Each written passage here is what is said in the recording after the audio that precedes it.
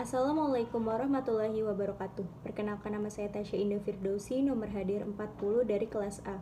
Di sini saya akan menjelaskan proposal penelitian kelompok dengan judul Pengaruh Komunikasi Keluarga Terhadap Pembentukan Karakter. Lebih khususnya lagi, saya akan menjelaskan bagian bab 3, yaitu metodologi penelitian. Yang pertama, paradigma penelitian. Paradigma sendiri adalah model atau kerangka dasar referensi yang digunakan untuk mengatur pengamatan dan penalaran. Dan penelitian ini menggunakan paradigma positivisme. Paradigma positivisme mempercayai bahwa adanya kebenaran objektif, dan paradigma ini menggunakan penalaran deduktif untuk mengedepankan teori yang dapat diuji melalui desain penelitian yang telah ditentukan oleh peneliti sebelumnya dan bersifat objektif. Kunci dari penelitian positivisme adalah eksperimen yang memungkinkan untuk menguji hubungan sebab dan akibat melalui manipulasi dan observasi. Selanjutnya, pendekatan penelitian. Penelitian ini menggunakan pendekatan kuantitatif, yaitu yang berupa angka dibandingkan kata-kata. Dan pendekatan kuantitatif adalah sekumpulan konstruksi yang saling terkait variabel, definisi, dan proporsi yang menyajikan pandangan sistematis fenomena dengan menentukan hubungan antar variabel dengan tujuan menjelaskan fenomena. Dan kuantif sendiri ini memeriksa hubungan di antara variabel yang sangat penting untuk menjawab pertanyaan dan hipotesis melalui survei dan eksperimen. Selanjutnya ada metode penelitian. Penelitian ini menggunakan metode deskriptif, di mana penelitian deskriptif cocok bila memiliki informasi dasar tentang fenomena sosial dan untuk menjelaskannya lebih dalam. Penelitian deskriptif berfokus pada bagaimana dan siapa. Contoh pertanyaannya seperti bagaimana itu bisa terjadi dan siapa yang terlibat.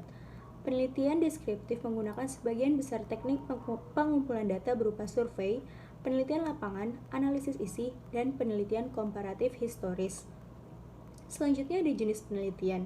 Penelitian ini menggunakan jenis penelitian survei, di mana penelitian survei adalah sering digunakan mode dari observasi dalam ilmu sosial. Dalam survei, peneliti memilih sampel responden dan memberi kuesioner kepada mereka. Populasi dan sampel. Dalam studi kuantitatif, tujuan utama pengambilan sampel adalah untuk membuat sampel yang representatif, yaitu sampel yang mendekati atau mewakili dalam bentuk yang lebih besar dari kumpulan kasus yang disebut populasi. Dan populasi sendiri ini mengacu pada seluruh kelompok orang, peristiwa, atau hal-hal menarik yang ingin peneliti selidiki. Dan populasi dalam penelitian ini adalah mahasiswa ilmu komunikasi UNJ angkatan 2019. Selanjutnya sampel. Sampel sendiri adalah bagian dari populasi. Dan unit analisis dalam penelitian ini adalah individu. Ukuran sampel. Ukuran sampel diperoleh dengan menggunakan rumus Slovin. Rumus Slovin yaitu N kecil atau ukuran sampel sama dengan N besar atau ukuran populasi per 1 tambah N besar dalam kurung E kuadrat. E sendiri ini adalah batas toleransi kesalahan yang digunakan dalam penelitian ini sebesar 10%. Dan dari rumus tersebut didapatkan hasil 45 dari total populasinya 82. Teknik penarikan sampel. Teknik penarikan sampel yang digunakan dalam penelitian ini adalah simple random sampling, di mana semua elemen dalam populasi dianggap dan masing-masing elemen memiliki peluang yang sama terhadap terpilihnya sebagai subjek. Dan kelebihan dari simple random sampling ini, generalisasinya tinggi dari temuan, dan kekurangannya adalah tidak seefisien pengambilan sampel bertingkat atau stratified sampling. Selanjutnya ada metode pengumpulan data. Karena jenis penelitian ini adalah survei, maka penggunaan kuesioner instrumen yang secara khusus dirancang untuk memperoleh informasi yang berguna untuk dianalisis. Jadi data yang dikumpulkan pada penelitian ini didapat dengan cara membuat kuesioner dan disebarkannya melalui online. Dan kuesioner umumnya lebih murah dan tidak memakan waktu lama dibandingkan wawancara dan observasi.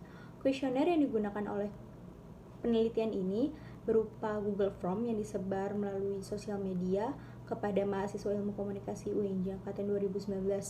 Dan tidak hanya itu, kami juga menggunakan literatur jurnal sebagai sumber lainnya. Metode pengukuran data. Ada validitas dan reliabilitas. Karena penelitian ini menggunakan skala interval, jadi metode untuk validitas menggunakan metode KMO and Barrett's test. Untuk variabel X atau komunikasi keluarga didapatkan hak nilai sebesar 0,791 dan untuk variabel Y yaitu karakter diperoleh nilai 0,739, di mana kedua nilai ini dikatakan valid karena memenuhi standar signifikansi lebih besar dari 0,5. Selanjutnya ada reliabilitas. Reliabilitas dalam penelitian ini menggunakan metode Kornbach alpha, di mana untuk variabel X-nya diperoleh nilai 0,885 dan untuk variabel Y-nya diperoleh 0,874. Dan dua nilai tersebut dikatakan reliable karena memenuhi standar alpha lebih besar dari 0,6. Selanjutnya ada metode analisis data. Yang pertama ada analisis data univariat. Analisis data univariat ini yaitu melaporkan semua kasus individu, mendaftarkan atribut untuk setiap kasus yang diteliti dalam kaitannya dengan variabel yang diteliti. Dan ini univariat variabel X ini dijabarkan semua dari mean, standard deviation, variance, and range. Ini per variabel. Dan untuk variabel Y-nya juga sama, dijabarkan semua untuk mean-nya, standard deviation, variance, and range. Analisis data bivariat menggunakan metode koefisien. Diperoleh nilai signifikansi yaitu sebesar 0,00 yang mana kurang dari 0,5 dan hitungnya didapatkan hasil 7,829 yang mana lebih besar dari tabelnya yaitu 1,68107. Dan maka dapat dikatakan bahwa variabel X dan variabel Y berpengaruh. Kelemahan dan keterbatasan penelitian. Yang pertama, kelemahan penelitian. Karena metode penelitian ini deskriptif, jadi rentan terhadap subjektivitas. Dan keterbatasan penelitiannya adalah konsepnya hanya terbatas pada komunikasi keluarga dan karakter anak. Sekian presentasi dari saya, kurang lebihnya mohon maaf. Wassalamualaikum warahmatullahi wabarakatuh.